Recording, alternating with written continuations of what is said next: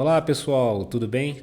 Aqui quem fala é o professor Christian Mendes e estamos aqui de volta com a nossa disciplina de Macroeconomia 1, lecionada aqui pela Universidade Federal de Ouro Preto. E hoje vamos dar prosseguimento ao nosso conteúdo. Antes estávamos tratando sobre uma economia fechada, não havíamos entrado na parte que relaciona a questão do mercado internacional, então hoje vamos iniciar a parte de economia aberta. E para a gente começar a falar um pouco sobre essa questão da economia aberta, vamos falar sobre uma variável de suma importância que é a taxa de câmbio. Para que vocês possam acompanhar de uma maneira melhor, eu gostaria de informá-los que estamos utilizando o livro Manual de Macroeconomia, basicamente o capítulo 6, que se trata sobre economia aberta, ok? E agora vamos analisar aqui um pouco, né? A primeira questão é o seguinte: o que o comércio internacional, de que forma que ele pode contribuir para a economia? A gente sabe que, obviamente, que com a participação da economia, do comércio, da relação comercial entre outros países, a gente pode ter diversos benefícios, né? Como, por exemplo, a diversificação de produtos, a diversificação de portfólios, né? O que pode reduzir o risco de investimentos dentro do mercado de ações ou de outros tipos de produtos. Temos também a antecipação de consumo, que se trata via endividamento externo, ou seja, tomada de empréstimos com outros países, e, consequentemente, a ampliação da concorrência, né? Porque você abre margem para que outras empresas e outros setores eles adentrem dentro do mercado nacional. E, com isso, pode tornar essa relação comercial, essa atividade econômica um pouco mais competitiva. Tá? Por quê? Porque você vai ter mais uma abertura de um leque maior de possibilidades, seja para realizar investimentos, seja para realizar compras de produtos, seja via importação e até mesmo exportar excedentes de produtos produzidos dentro do próprio país. Então, por isso que quando nós falamos da relação do comércio internacional, ela é de suma importância para a atividade econômica. Claro que vocês irão ver de uma maneira mais detalhada essa relação com o comércio internacional quando vocês forem assistir ou ter a disciplina de economia internacional. Lá vocês irão ver diversos temas que irão possibilitar a vocês um melhor entendimento, como, por exemplo, a questão relacionada sobre vantagem absoluta, vantagem comparativa, que são questões importantes quando se trata de comércio internacional. Mas aqui visa a gente entender de uma maneira mais geral. Então, como o nosso tema é taxa de câmbio, né, a primeira questão é o seguinte: qual que é a relevância que a taxa de câmbio ela possui, né? E por que nós devemos utilizá-la? Na verdade, quando a gente sempre fala em taxa de câmbio, é importante a gente analisar que o que ela vai estar mostrando para a gente uma relação que existe, né, uma relação comparativa do valor da nossa moeda nacional com a moeda de outro país. Por exemplo, o dólar, o euro, o ien e outras moedas de qualquer outro país. Simplesmente a gente vai estar fazendo essa comparação, né, entre moedas de outros países, né? Ou seja, quantos reais eu preciso para adquirir outra moeda, ou quantas unidades monetárias de outro país eu preciso para adquirir real. Tá? Então, basicamente, ela vai mostrar, como eu falei com vocês, ela é essa relação de troca entre duas unidades monetárias diferentes, né? Que é basicamente essa diferença em que a gente tem, por exemplo, do real com o dólar. Atualmente nós temos aí, né, quanto que equivale a um dólar. Hoje, se a gente for olhar, o dólar está chegando a quase R$6. Isso significa basicamente o quê? Que para a gente adquirir um dólar, a gente tem que despender R$6. Já para eles, não, né? Muito pelo contrário. Com um dólar, eles compram R$6, 6 unidades monetárias do nosso país. Ou seja, a nossa moeda ela está, de certo modo, desvalorizada em relação ao dólar. Exemplo disso, né, que a gente pode expressar, como eu falei com vocês, é essa relação. Aí temos, como vocês podem observar, que $1 equivale a R$ 5,76. Tá? Esse preço foi hoje na abertura da economia, né? do mercado de ações, do mercado financeiro. Então nós temos aí que $1 equivale a cerca de R$ 5,76. Tá? Isso no dia 29 de março de 2021. Agora, então, quando a gente fala, né, dessa relação, é importante a gente observar esses dois pontos. O que seria essa valorização nominal e o que seria uma desvalorização nominal. Como vocês podem observar, uma valorização cambial seria quando, por exemplo, o câmbio mudasse de R$ 5,76 para R$ 5,00. Isso significa basicamente o quê? Que a nossa moeda, né, ou seja, para a gente adquirir aqui $1, a gente vai basicamente precisar agora de R$ 5,00 e não mais de R$ 5,76, como havia sido demonstrado para vocês no slide anterior.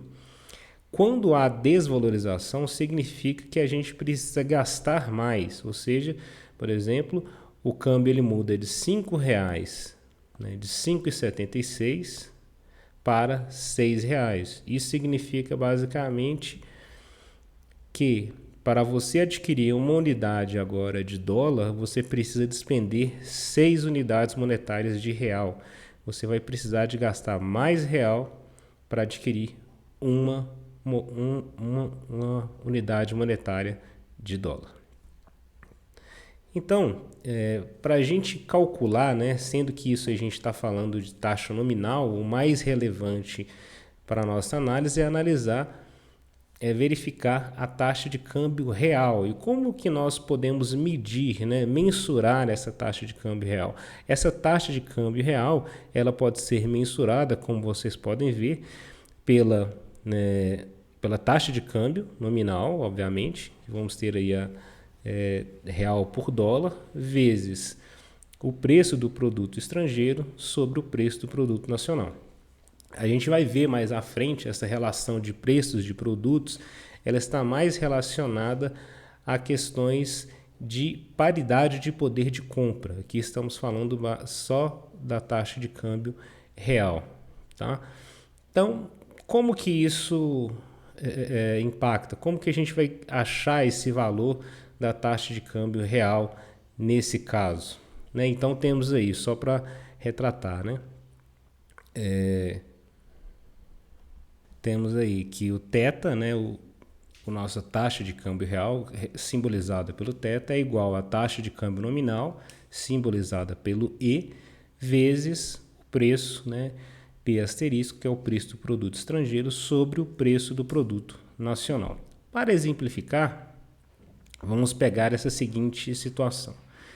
Vamos considerar, né, que um automóvel produzido no Brasil ele custe cerca de R$15.000 e que o mesmo automóvel nos Estados Unidos ele custe R$12.000. Isso a gente está falando aqui se a gente considerar que a taxa de câmbio nominal ela é simplesmente 1 por 1, ou seja, que com R$1 eu consigo adquirir $1. Tá? Então, o que iria fazer? A taxa de câmbio nominal, ela ficaria o quê? Né? Aqui, 1 unidade, porque 1 dividido por 1 seria 1 unidade, vezes o preço do produto internacional sobre o preço do produto nacional. E aí, iríamos encontrar o seguinte valor, né? 12.000 dividido por 15.000, iríamos encontrar um valor de taxa nominal aqui, de taxa de câmbio real, de 0,8. Mas o que isso significa? Né? Qual que é a relevância disso?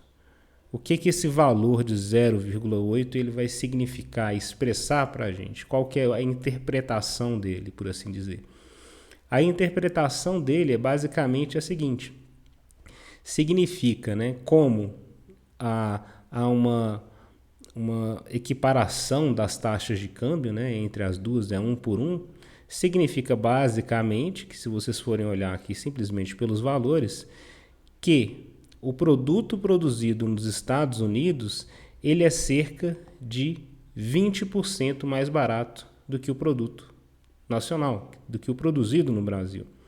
Se houvesse uma conversão disso, né, se essa equiparação, não houvesse essa equiparação cambial aqui, né, de 1 por 1, fosse maior ou menor, obviamente que a gente iria ter um valor diferente aqui dessa taxa de câmbio real e, consequentemente, de sua interpretação.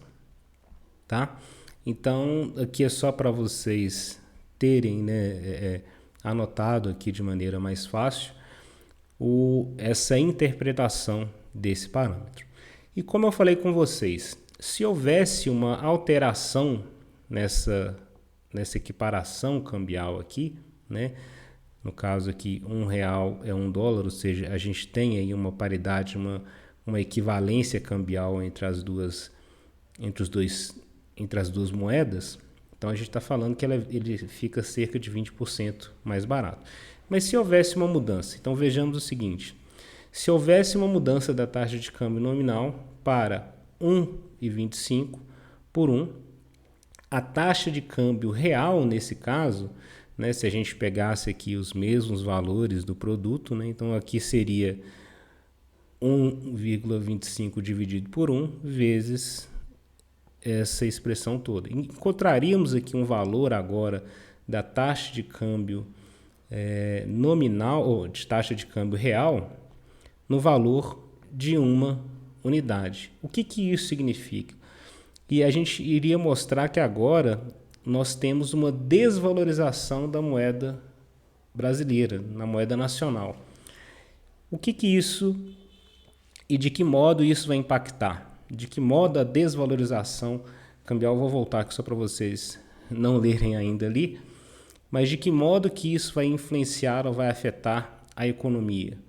Quando a gente fala que há uma desvalorização da moeda nacional, significa basicamente o seguinte, que o produto internacional pode ter ficado mais caro, nesse caso, ou que o produto nacional ficou mais barato.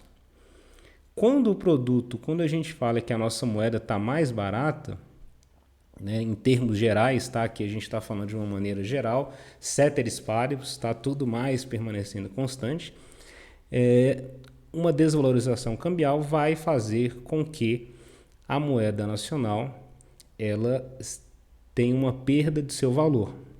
Porém, isso favorece o quê? Favorece a exportação. Então, com isso, o produto do Brasil ele fica relativamente mais barato aqui e possibilita a gente exportar esse excedente. Por quê? Porque a nossa moeda, como ela está desvalorizada e a estrangeira estaria mais valorizada, como no caso atual, nós temos qual a situação do Brasil? Para a gente comprar $1, a gente tem que pagar R$ 5,76. Isso estimula muito o quê? A exportação do Brasil. Tá? Por quê? Porque você vai estar ganhando 5 vezes mais exportando o produto do que importando. Então, importar agora fica mais caro. E exportar é muito mais lucrativo nesse sentido. Tá?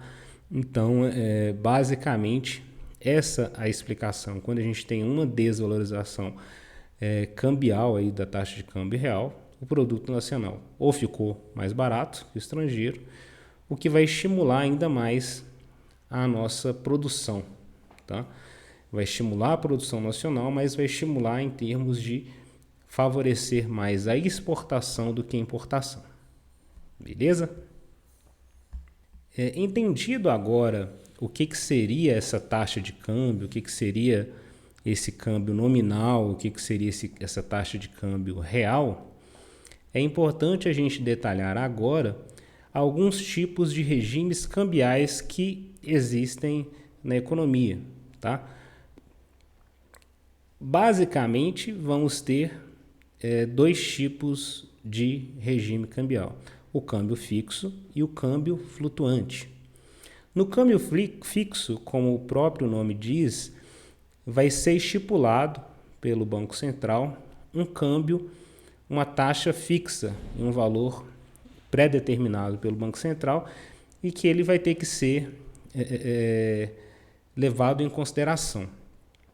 Porém, ele tem um grande problema que é o seguinte, que é a grande quantidade de divisas que aquele país que detém esse tipo de taxa de câmbio fixo, ele precisa reter.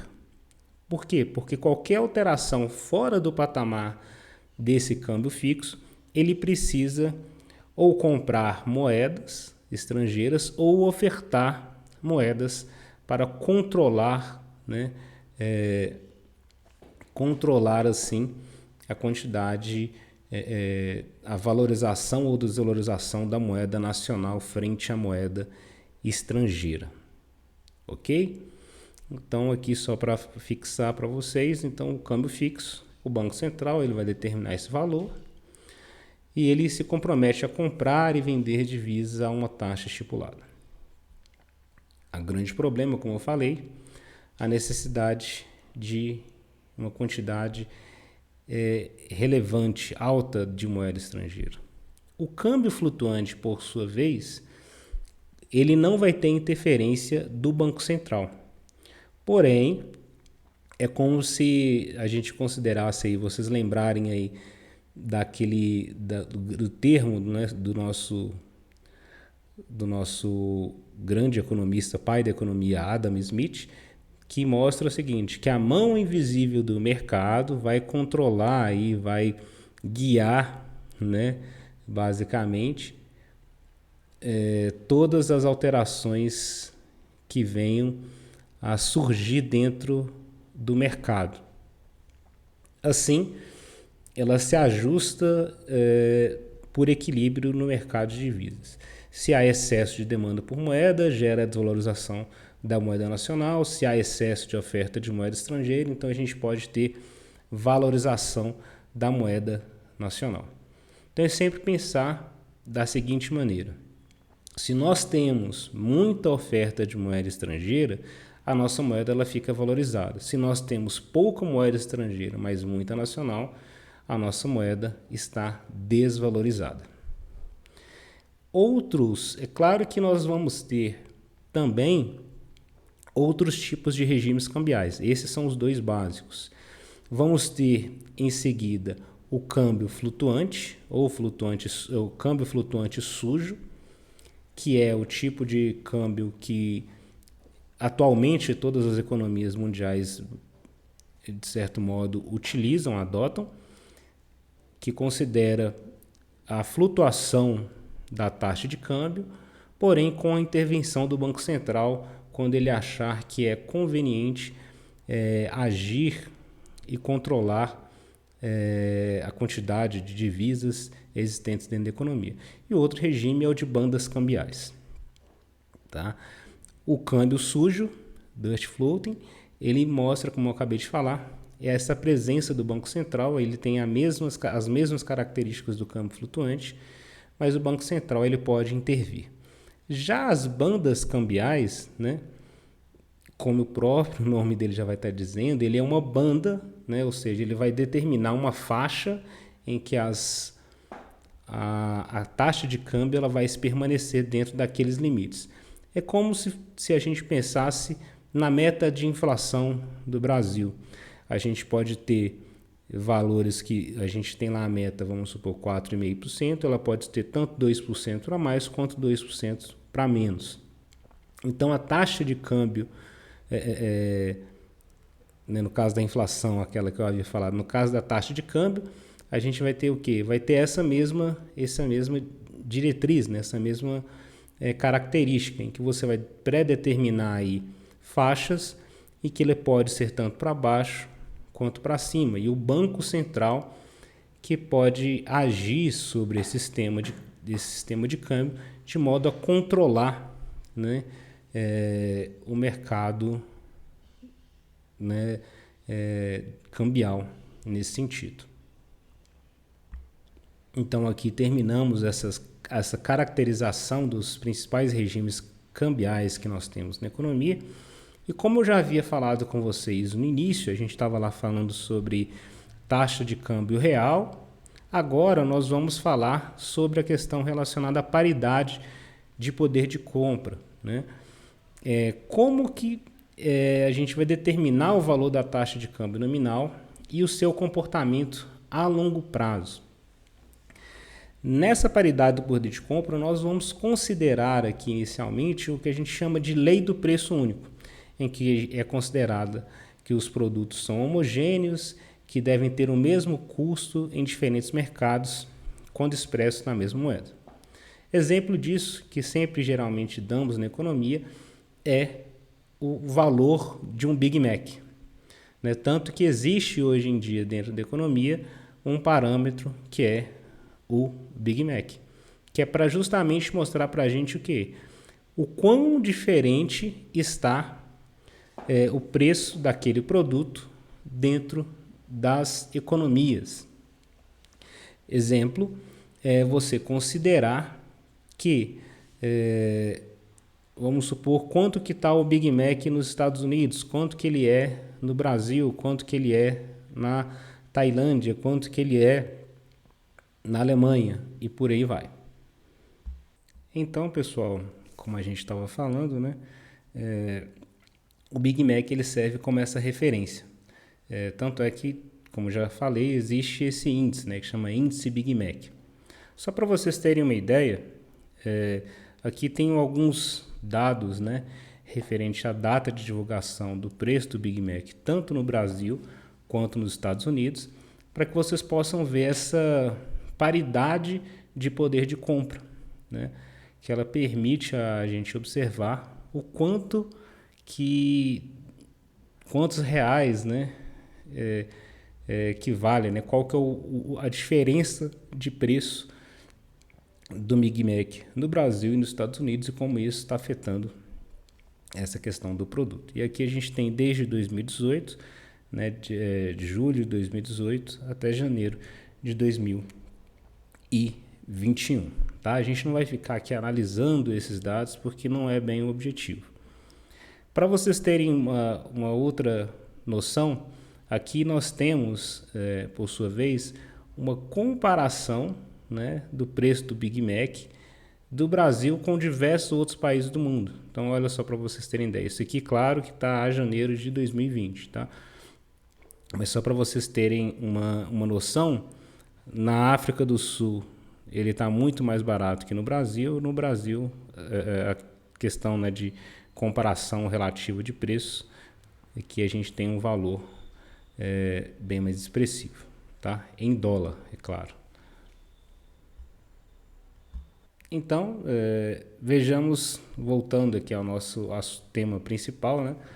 Então, essa paridade do poder de compra vai ser essa equiparação dos valores, né, dos preços do produto na mesma moeda. Tá? Aqui no caso a gente tem essa representação, né, o preço do produto no país expresso em reais, o preço nos Estados Unidos expresso em reais também. Temos aqui o valor da taxa de câmbio vezes o valor do preço em dólar. Então assim a gente vai encontrar aí qual que vai ser o real valor, né? E a gente vai conseguir fazer essa equiparação, né? Ela é como se fosse um termômetro da economia para a gente mostrar o quanto que a gente está em termos, seja de inflação, seja de paridade mesmo de poder de compra com outros países. Porém, a gente vai observar o seguinte, que essa análise que a gente fez aqui, ela é uma análise que a gente está considerando ela como se fosse uma versão absoluta da paridade do poder de compra. Por quê? Ela considera, né, a igualdade entre os preços, que ela vai estar sendo garantida, porém, ela tem uma distinção. Ela não está sendo considerada aí questões relacionadas a custo de transação e preços diferentes que são cobrados em mercados diferentes. Então, aqui só para ter um exemplo, né, um Big Mac custa em São Paulo, vamos supor que ele custa R$4, e em Nova York ele custa R$3. Pela lei do preço único, né, a taxa de câmbio aí, ela teria que ser de R$1,33 por por 1, para igualar os preços desses produtos. Qual que é o grande problema disso? Se a gente fosse comparar isso, se fosse entre uma venda em um bairro ou em outro, aí você poderia fazer com que as pessoas elas pudessem se locomover para adquirir mais aquele produto em outro lugar.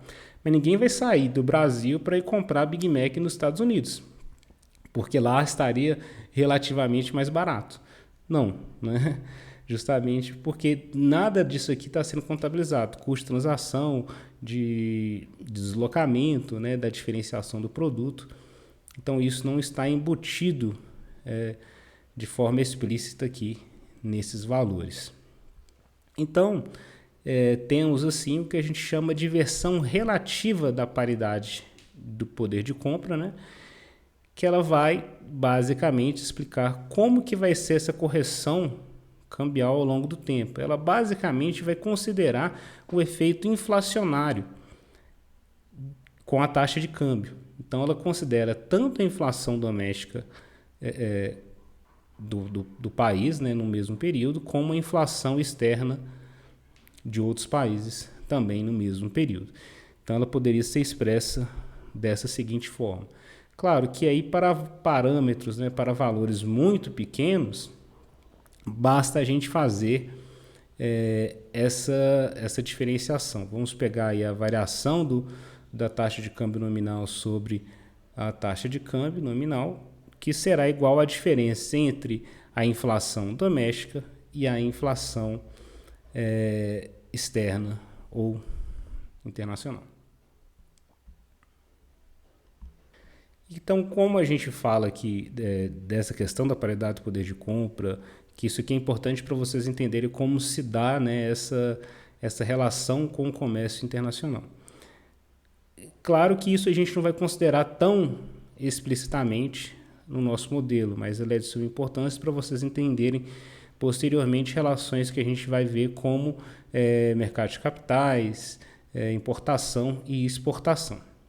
No caso desses últimos, né, da importação e exportação, elas vão interferir de maneira expressiva no saldo de balanços correntes, no saldo de conta corrente do balanço de pagamentos, que é o que vocês já viram lá na disciplina de contabilidade nacional, contabilidade social, que trata dessa conta corrente, que ela vai depender basicamente do volume dessas duas variáveis, seja da exportação quanto da importação. No caso da importação, basta a gente analisar o seguinte: se a gente tiver, quanto maior for a nossa renda, né, consequentemente, maior poderá ser a taxa de importação. Né? O maior a renda do país, não a nossa só, a renda do país, maior será a importação.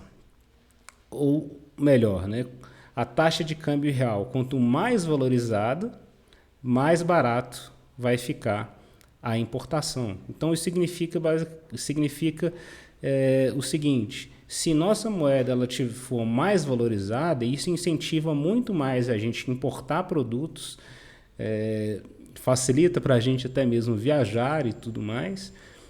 Porém, isso faz com que a produção nacional, em termos de produtividade, também seja menor, porque vai ser mais vantajoso importar que exportar. A exportação, por sua vez, né, ou seja, a renda do resto do mundo que vai remunerar o nosso país, ela vai acontecer de que forma?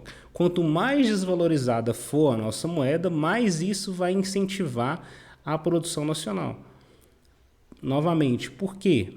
Porque como a moeda estrangeira, a nossa moeda está desvalorizada em relação à moeda estrangeira, a gente vai poder possibilitar exportar mais do que importar, porque a gente vai lucrar mais mandando o nosso produto para fora e trazendo para dentro do país do que importando. Basta a gente analisar a seguinte questão: o real hoje, 5,76. A gente vai fazer uma importação, né, do dólar a R$ 5,76? Não, é mais fácil a gente exportar o nosso produto e receber em dólar do que importar em dólar e ter que pagar em real, que vai estar muito mais caro, ok? Então a gente encerra aqui hoje a nossa aula e na aula de amanhã, na nossa próxima aula, nós já vamos entrar né, com a parte do nosso modelo ISLM, incluindo o balanço de pagamentos. Ok? Então é isso, pessoal. Um abraço e até a próxima.